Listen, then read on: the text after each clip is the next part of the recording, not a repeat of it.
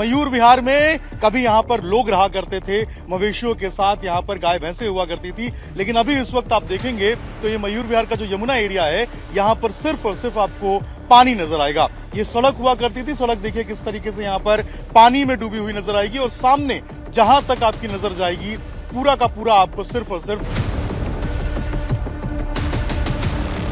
तो जो लोग यहाँ पर रहते थे इनके लिए टेम्पररी यहाँ पर शेड बनाए गए हैं और इन्हीं शेड्स के जरिए जो है उनको यहाँ पर टेम्पररी रखा जा रहा है। यमुना खतरे के निशान से 2 मीटर ऊपर बह रही है और यही कारण है कि दिल्ली के कई इलाके जो हैं वो अभी जलमग्न हैं। बाढ़ जैसी स्थिति कई इलाकों में देखने को मिल रही है। इस वक्त हम मयूर विहार में मौजूद हैं। मयूर विहार में कभी यहाँ पर लोग रहा करते थे, मवेशियों के साथ यहाँ पर गाय भैंसें हुआ करती थी, लेकिन अभी इस वक्त आप देखेंगे तो ये मयूर विहार का जो यमुना एरिया है, यहाँ पर सिर्फ और सिर्फ आपको पानी नजर आएगा। ये सड़क हुआ करती थी, सड़क देखिए किस तरीके से यहाँ पर पानी में डूबी हुई नजर आएगी और सामने जहां तक आपकी नजर जाएगी पूरा का पूरा आपको सिर्फ और सिर्फ पानी नजर आएगा।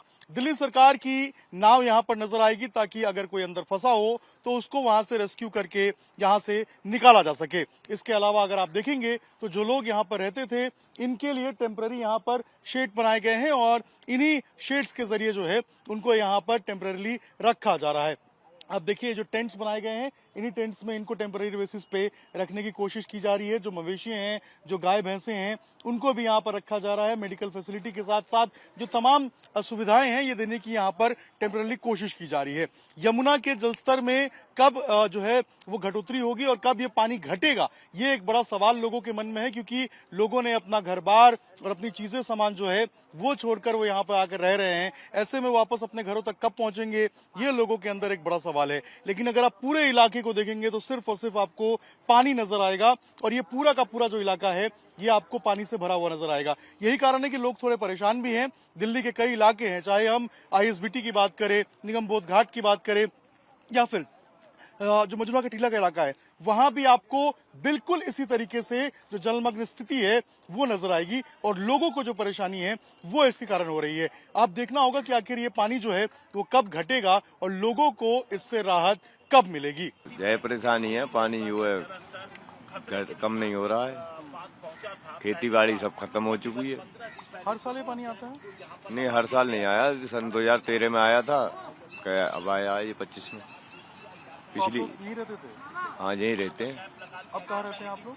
अब तो यहीं ऊपर रह रहे हैं, ऊपर आ गए हैं तो ऊपर रह रहे हैं। अब जब पानी घट जाएगा तो पहुंच जाएंगे नीचे। सामान वामान सब छोड़ के आए? न सामान ले आए हैं, कुछ झुग्गियों में, कुछ झुग्गियों में कुछ ले आए हैं। अब ये टेंशन है आप लोगों की, कब घर जाएंगे, कैसे जाएंगे? टेंशन तो है, जो मान लो सब खेती बाड़ी जो खत्म हो चुकी है, क्या खाएंगे बच्चे, क्या अब अगली फसल बोने को कहाँ से पैसे लाएंगे, यही समस्या हो रहा है। ये पानी कब तक घटेगा, कुछ आप लोग को पता है? पानी की तो कोई पता नहीं है कब तक घटेगा। मान लो कोई आगे से छूट भी रहा है पानी, जितनी बारिश होगी उतना ही पानी नाले ज्यादा छूटेगा। क्या हर साल ऐसा होता था या इस साल? पिछले साल नहीं आया, सन 2023 में आया था, अब 25 में आ गया। हाँ। और यहाँ पर कितने लोग होंगे जो इस तरीके से रह रहे हैं? यहाँ तो बहुत सारे लोग हैं, मान लो कम से कम 10,000 लोग होंगे और 2-3 जगह हैं ऐसे लोग तो। हाँ, चिल्ला की तरफ भी हैं, मजरूआ फेस 1 में भी हैं, इधर खेलगांव की तरफ भी हैं। अपना सामान आप लोग लेके आए हैं, छोड़ के आए? ना, अपना सामान ले आए। अपना सामान मान लो वहाँ छोड़ने से तो नुकसान ही होगा ना फिर तो। अब क्या मांग करेंगे आप लोग सरकार से, कुछ और सुविधा वगैरह की? सरकार से मांग क्या है, यहाँ पर मान लो रहने की व्यवस्था मान लो हमारे लिए जैसे पहले रह रहे थे ऐसा ही रहने को मिले तो ठीक है। मान लो हम तो जहाँ खाने कमाने को ही आए हैं, मान लो हमको ये थोड़ी है कि जहाँ बसने को आए हैं, मान लो वही अच्छा है। मैं तो